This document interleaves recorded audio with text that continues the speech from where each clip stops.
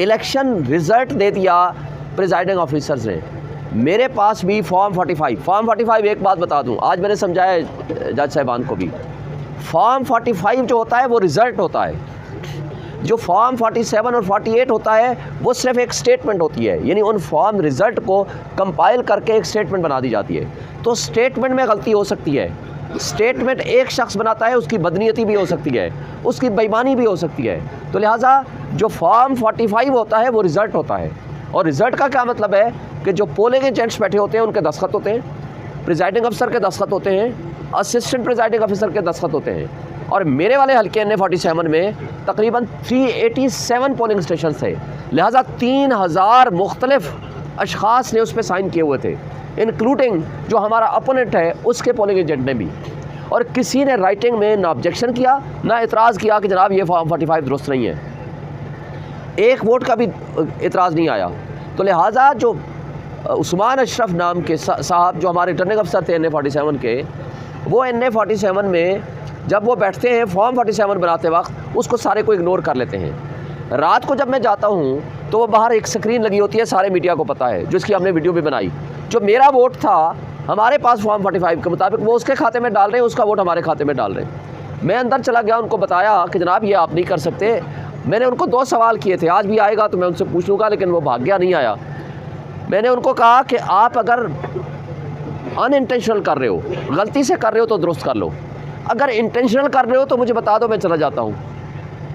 उन्होंने तकरीबन मशकूक अंदाज में मुझे बहरहाल निकाल दिया। उन्होंने कहा जी हम आपको अलाउ नहीं करेंगे, वरना आप निकल जाएं, वरना हम आपको पुलिस के ज़रिए बाहर फेंक देंगे।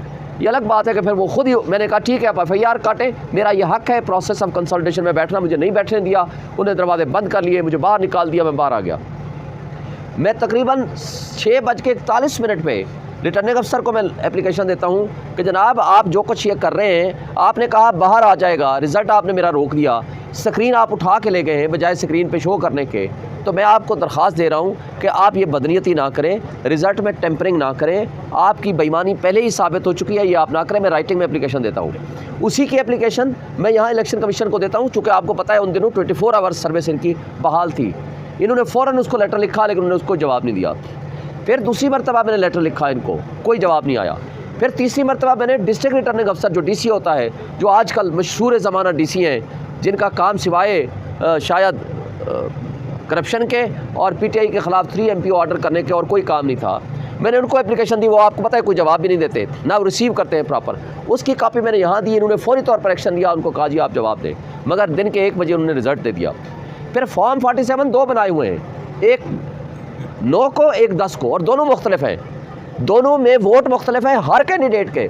34 कैंडिडेट है जिसमें सिवाय एक के 33 कैंडिडेट्स के उसमें वोट मुख्तलिफ हैं। वो सारा रिज़ल्ट मैंने इनको सारा रिकॉर्ड दे दिया। फिर क्या करते हैं कि अगले दिन 11 तारीख को ये होता है जनाब, कंसोलिडेशन के लिए नोटिस आता है फॉर्म 48 बनाने के लिए।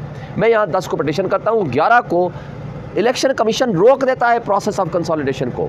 हम 11:30 बजे, 10:30 बजे यहाँ सुबह, हम 11:30 बजे वहाँ चले जाते हैं RO के पास। रिटर्निंग अफसर मुझे लिख के देता है कि further consolidation process is postpone.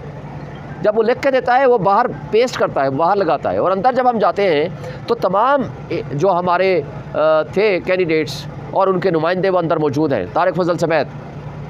वो हमें लिख के देता है, उनको भी देता है, हमें भी देता है। बाद में क्या करता है जनाब, जब हम चले जाते हैं तो घंटे बाद तारिक फजल को बुलाता है, वो सारा रिकॉर्ड टेम्पर करता है। जब हमें पता चलता है हम जाते हैं तो हमें अंदर जाने की इजाज़त नहीं होती, बल्कि हम जब वापस जाने लगते हैं तो हमारी गाड़ियों पे इनके गुंडे तारिक फजल के हमला कर देते हैं। उसकी हमने FIR कटाने की दरख्वास्त दी, लेकिन गोल मोल FIR कटी, हमारी गाड़ियों वकला के गाड़ियों के शीशे तोड़ दिए, क्योंकि गुंडागर्दी इनका मकसद है और कुछ है ही नहीं।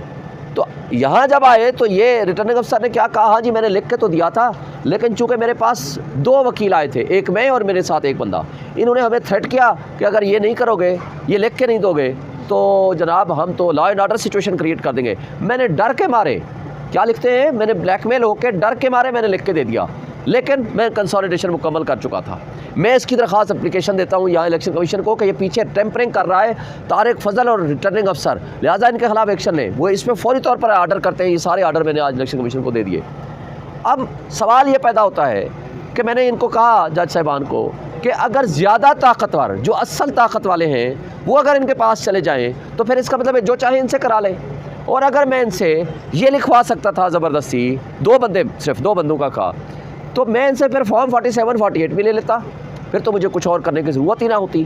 फिर एक सवाल मैंने किया कि इसका मतलब है कि इस रिटर्निंग अफसर से कोई काम कराने के लिए ताकत का इस्तेमाल ज़रूरी है, यानी ताकत लेकर आप चले जाएं, ज़ोर ज़बरदस्ती कराएं तो इससे जो चाहे आप करा लें। तो अगर ये करैक्टर है इस तरह के रिटर्निंग अफसर का, तो सुप्रीम कोर्ट ने इस तरह के रिटर्निंग अफसर को कहा कि जनाब ये तो बड़े फरिश्ते हैं, इनके ज़रिए होगा, जजेस के ज़रिए नहीं होगा। तो ये सारा ड्रामा, फ्रॉड इंशाअल्लाह ताला ख़त्म हो जाएगा। मुझे नज़र आ रहा है अल्लाह के हुक्म से इंशाअल्लाह ये जो कुछ हुआ है सारा फ्रॉड हुआ है, ड्रामा हुआ है, करप्शन हुई है, ये सारा गलत है। अब एक बात और कही जाती है आजकल, जनाब आप इन सियासी जमातों से आप बात करें हुकूमत बनाने के लिए। मैं ये कहता हूँ कि जो डाकू है, जिसने डाका जनी की है, क्योंकि कच्चे के डाकू तो आपको पता है बड़े गैरतमंद होते हैं ना, वो मुँह छुपाते हैं, जाकर जंगलों में फिरते हैं। आजकल जो पक्के के डाकू हैं, जो कठपुतली अपने आप को एमएनए कहते हैं, वो सरेआम फिरते हैं। ना सिर्फ सरेआम फिरते हैं बल्कि उस डाका जनी जो अवाम के मैंडेट, करोड़ों लोगों के हुकूक पे डाका डाल के वो ये कहते हैं पक्के के डाकू, धमाल डालते हैं कि जी हम तो जीत चुके हैं। और हम जाएं उन डाकुओं को कहें डाकू भाई मेहरबानी करो, हमें भी ये 2-4 सीटें हमें दे दो खैरात के तौर पर।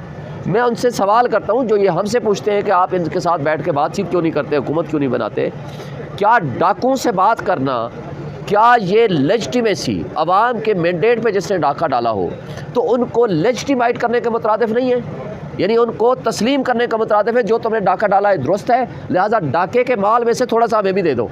तो लिहाजा यही वजह है कि हम इन डाकुओं से बात नहीं करेंगे।